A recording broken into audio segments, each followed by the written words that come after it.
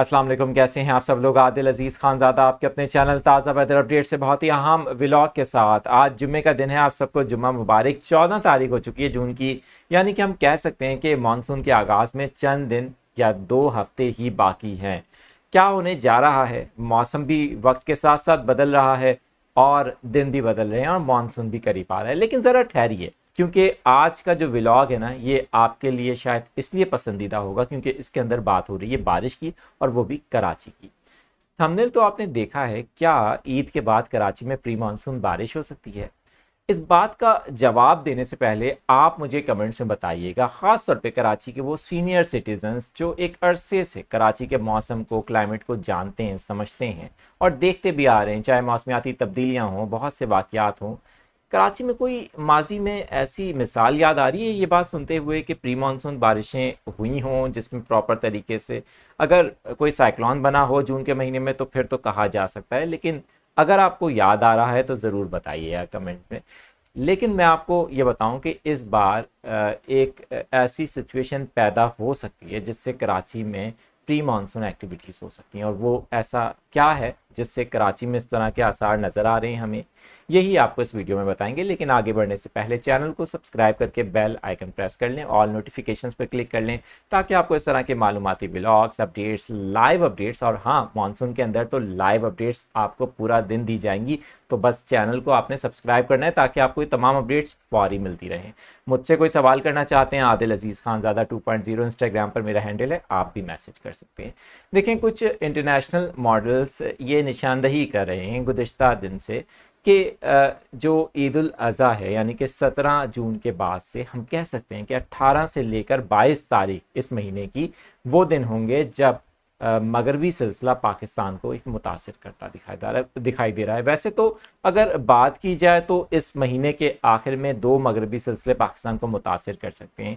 ये pre monsoon activities का बायस तो हैं, लेकिन याद रहे कि समंदर से आने वाला मॉइस्चर इनको काफ़ी हद तक सपोर्ट करता है और इससे कुछ हद तक गैर मामूली सूरत हाल भी हो जाती है, जैसे कि हमने गुज़िश्ता वाले सिस्टम में देखा। उससे आसमानी बिजली गिरने के वाक़यात भी रूनुमा हुए, तेज़ हवाएं भी चलीं और शदीद मौसमी सूरत हाल सुबह सिंध के अंदर देखने को मिली।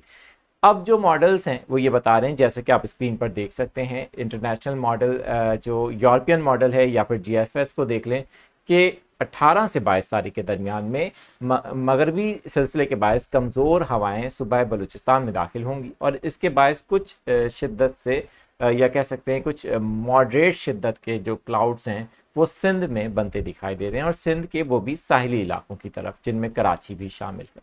लेकिन पहले ये भी जान लें कि ये कोई हतमी प्रोजेक्शन या प्रेडिक्शन नहीं है, आने वाले दिनों में कुछ चेंजेस भी हो सकती हैं। इस मगरबी सिलसिले के असरात के बायस कराची समेत सिंध के बहुत से इलाकों में 18 से 22 तारीख के दरमियान कुछ बादल तो बनते दिखाई दे रहे हैं। इनसे हो सकता है कराची के मज़ाफ़ाती इलाकों में कुछ बारिश के आसार हों। इसी तरह से कराची के नॉर्थ के इलाके या कराची के ईस्टर्न पार्ट्स में कुछ हद तक हमें थंडर क्लाउड्स बनते दिखाई दे सकते हैं। लेकिन आने वाले दिनों में सूरत हाल जैसे जैसे चेंज होगी, इसके हवाले से आपको अपडेट्स दी जाएंगी। ये बात भी याद रहे कि ईद के बाद कराची में गर्मी की शिद्दत बढ़ सकती है, टेम्परेचर बढ़ सकता है, क्योंकि हवाओं का रुख कुछ हद तक तब्दील हो सकता है 1 से 2 दिन के लिए। मैं इसके हवाले से आपको मज़ीद भी अपडेट दूंगा। अब ज़रा बात कर लेते हैं कि इस मगरबी सिलसिले से हैदराबाद, नवाबशाह या अगर बात कर लें सखर डिवीज़न की, वहाँ भी कोई बारिश के आसार होंगे। तो बिल्कुल इस सिस्टम के बायस कुछ हद तक बादल हैदराबाद और इसके अतराफ भी तश्कील पा सकते हैं, मगर वही बात कि अभी ये बहुत लॉन्ग रेंज है और आने वाले दिनों में सूरत हाल नॉर्मल हो जाएगी या वाज़े हो जाएगी, जिसको हम आपको सही तरीके से अपडेट इस हवाले से दे सकेंगे। अब बात कर लेते हैं जो मानसून का आगाज़ है, यानी कि ऑनसेट है, वो कब से होने जा रहा है। उसके लिए आपको स्क्रीन पर इस वक्त दिखाया जा रहा है कि वो फिनोमिनल चेंज जिसका जिक्र हम गुज़िश्ता कई हफ्तों से, कई महीनों से करते आ रहे हैं, यानी कि हम इल नीनियो से ला नीनिया की तरफ आ रहे हैं, लेकिन उसके बीच में एक एनसो नामी फिनोमिना भी है और इसकी वजह से हम इस वक्त न्यूट्रल फेज में हैं, यानी कि पैसिफिक ओशन के जो टेम्परेचर हैं वो कूलर तो हैं, लेकिन इम्कान जाहिर किया जा रहा है कि आने वाले चंद हफ्तों के अंदर एक बार फिर ला लीनिया का जन्म हो सकता है। इस वक्त भी तकरीबन 50 से 60% तक इम्कानात हैं, लेकिन वाज़े रहे कि इसके चांसेस ज़्यादातर मानसून के सेकंड फेज़ में होने के इम्कानात होंगे। वैसे तो ये प्रेडिक्शन भी की जा रही थी कि जून के महीने में ही ला लीनिया का जन्म हो सकता है, लेकिन इस वक्त ला लीनिया ऑन वॉच है, यानी कि वॉच का मतलब ये होता है ला लीनिया वॉच के इस वक्त इम्कानात ज़्यादा हो चुके हैं कि पैसिफिक ओशियन में इसका जन्म हो सके। अगर इसका जन्म होता है तो दूसरी तरफ इंडियन ओशन डायपॉल के मुस्बत होने से इस बार पाकिस्तान में मानसून की बारिशों के ज़ायद होने का भी इम्कान ज़ाहिर किया जा रहा है। खासतौर पर सूबा सिंध, बलूचिस्तान और पंजाब में भी ज़ायद बारिशों से सैलाबी सूरत हाल या अर्बन एरियाज में सूरत हाल ख़राब भी हो सकती है, जिसके लिए पहले से तैयार रहने की ज़रूरत है। मानसून से मुतालिक मज़ीद अपडेट्स भी आपको देते रहेंगे। क्या पाकिस्तान में मानसून का आगाज़ वक्त से पहले हो सकता है जैसे कि भारत में हुआ? इस हवाले से भी आने वाले दिनों में इसकी अपडेट्स आपको देंगे। तो चैनल पर हमारे साथ ही रहें, सब्सक्राइब करके बेल आइकन ज़रूर प्रेस कीजिएगा।